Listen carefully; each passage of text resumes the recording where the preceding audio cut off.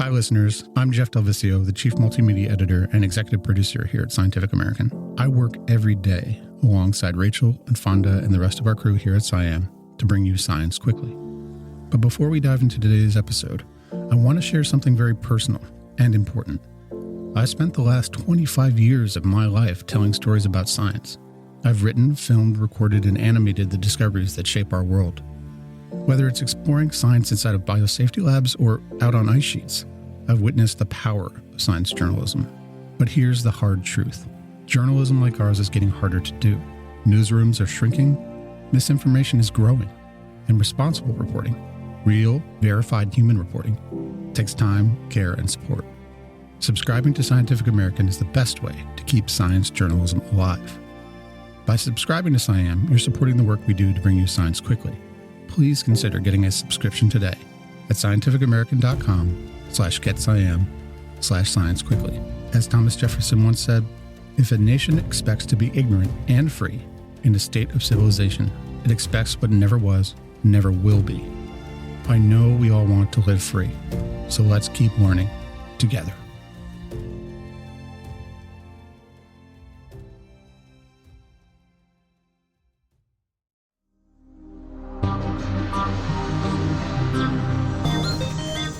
Happy Monday, listeners. For Scientific American Science Quickly, I'm Rachel Feltman.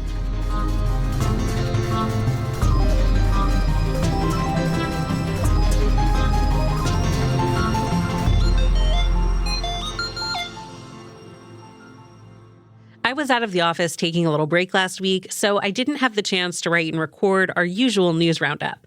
Instead, I thought it would be fun to dive back into the Scientific American archives for the first time in a while. Let's see what SciAm was up to 100 years ago.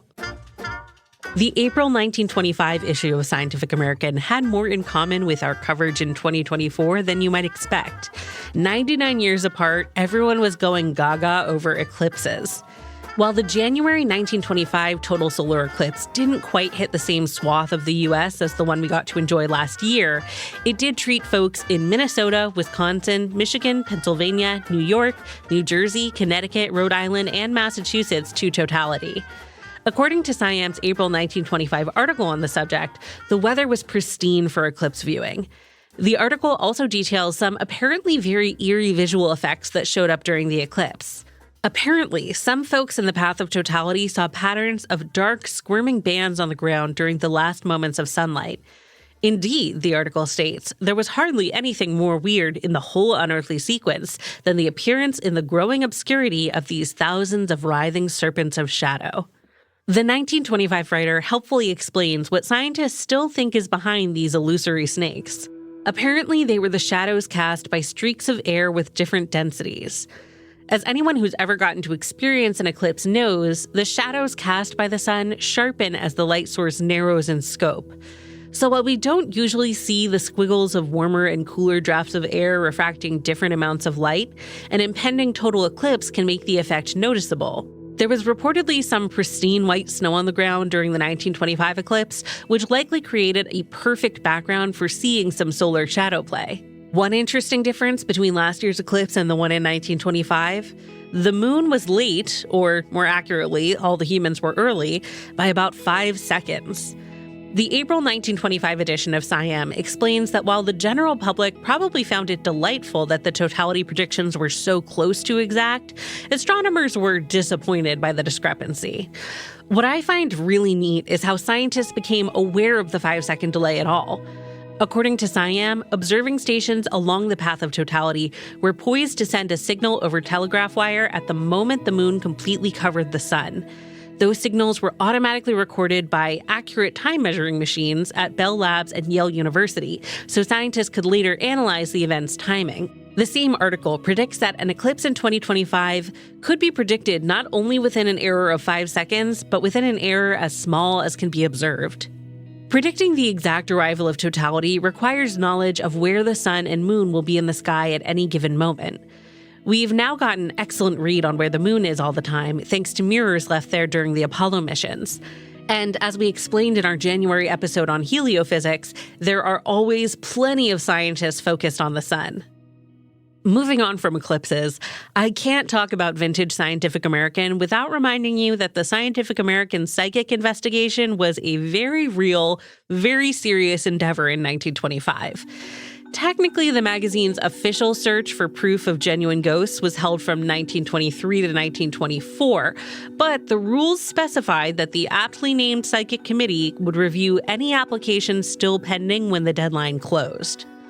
In April 1925, Scientific American spent an entire page explaining why it was rejecting the claims of a woman known as Marjorie, who was apparently the wife of a well-known surgeon in Boston.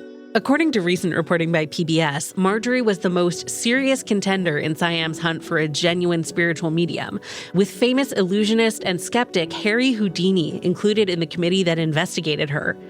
Apparently, Houdini got so fed up with how long it was taking Scientific American to reject Marjorie's claims that he published a pamphlet dismissing her at his own expense. Now, you might assume that Scientific American's readers were upset to see the magazine take mediums so seriously.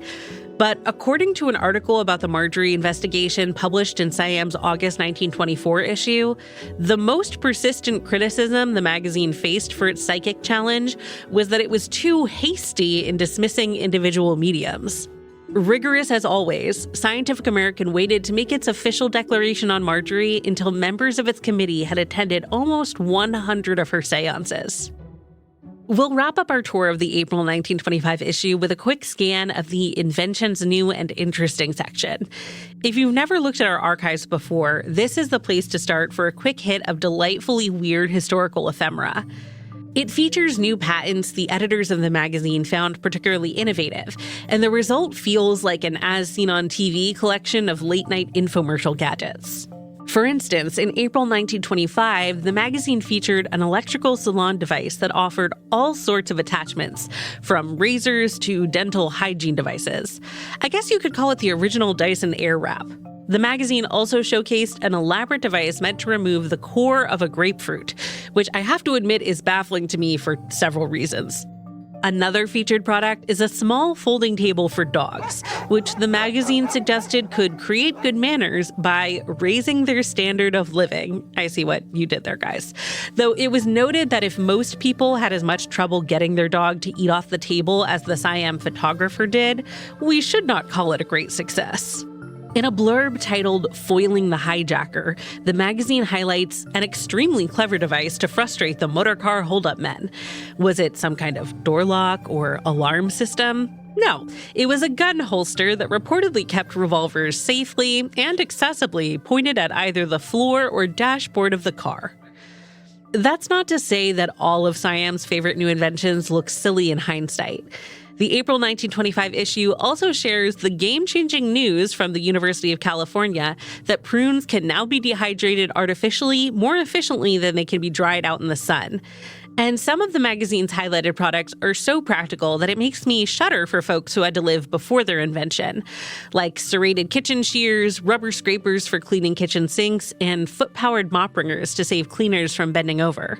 Perhaps the most thrilling entry is one called "Washing the Car in an Automobile Laundry," which describes a bold new facility where cars are carried on a conveyor belt and washed in a stunning 14 minutes.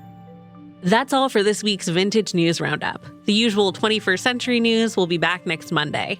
If you're hungry for updates on current happenings, you can go check out scientificamerican.com. We'll be back on Wednesday to explore how AI is changing the way some people grieve. Science Quickly is produced by me, Rachel Feltman, along with Fonda Mwangi, Kelso Harper, Naima Marcy, and Jeff Delvisio. This episode was edited by Alex Seguiara. Shayna Pozis and Aaron Shattuck fact-check our show. Our theme music was composed by Dominic Smith. Subscribe to Scientific American for more up-to-date and in-depth science news. For Scientific American, this is Rachel Feltman. Have a great week.